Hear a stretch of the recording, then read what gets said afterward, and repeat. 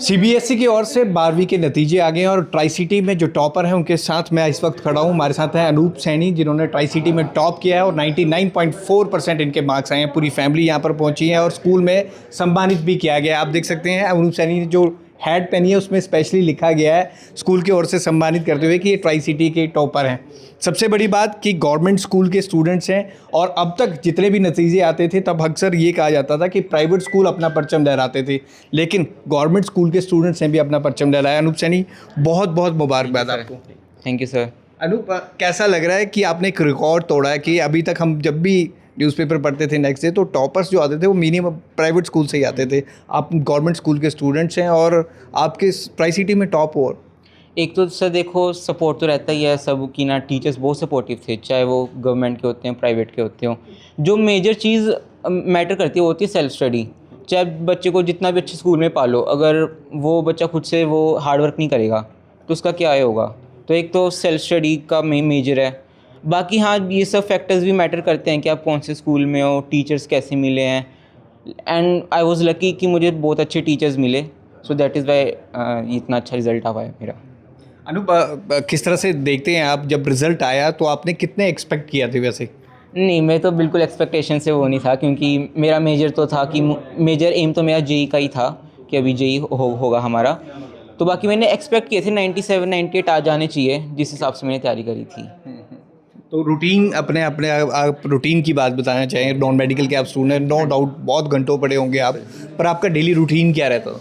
Daily तो यही होता है कि सुबह एक टाइम से उठो कि ना, लेट नाइट मेरा ही मन करता है काफ़ी पढ़ने का कि एक्सटेंड करो टू 2 to 3 AM, लेकिन मैं कोशिश करता था कि मैक्स टू मैक्स 12 बजे तक जगूँ और सुबह 6-7 बजे तक उठ जाओ, क्योंकि जब मॉर्निंग अच्छी होती है तो फिर पूरा दिन अच्छा हो जाता है।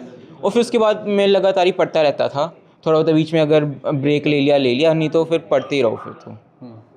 अच्छा, मैं जब रिसर्च करता आपके बारे में तो पता चला कि आपने सेल्फ स्टडी से इतने सारे नंबर आपने गेन किए हैं। सेल्फ स्टडी से आज के टाइम पे नॉन मेडिकल का अगर स्टूडेंट्स हो तो कोचिंग में इधर उधर काफ़ी मतलब गाइडेंस लेनी पड़ती है, आपने ये सेल्फ स्टडी से गेन किया?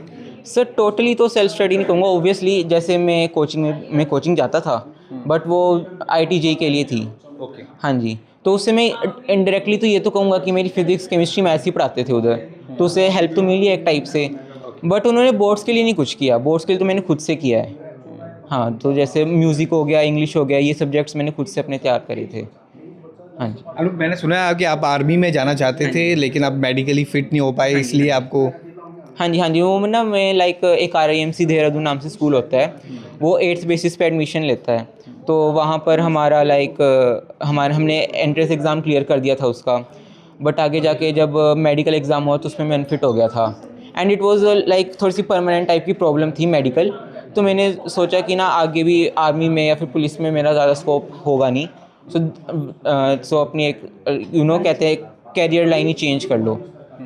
तो अब क्या ड्रीम है आपका, नेक्स्ट क्या करेंगे आप? अभी तो मेरा करंटली फुल फोकस है कि इंजीनियरिंग करनी है, अच्छे से अपनी स्किल्स बढ़ानी है, कंप्यूटर हो चाहे किसी भी मैथमेटिकल स्किल्स हो, बस इतना ही अभी फ़िलहाल मेरा। और स्टूडेंट्स से खास तौर पर जो मेडिकल के स्टूडेंट्स हैं, नॉन मेडिकल स्टूडेंट्स हैं, जो काफ़ी अग जाते हैं काफ़ी घंटों पढ़कर, हाँ जी। उनको क्या कहना चाहेंगे? नहीं देखो, बहुत बहुत हेक्टिक है, बहुत, और बोरिंग भी बहुत ज़्यादा है, क्योंकि मैं भी कई बार बर्नआउट हो जाता था कि बस अब और नहीं पढ़ना, देखी जाएगी, है ना।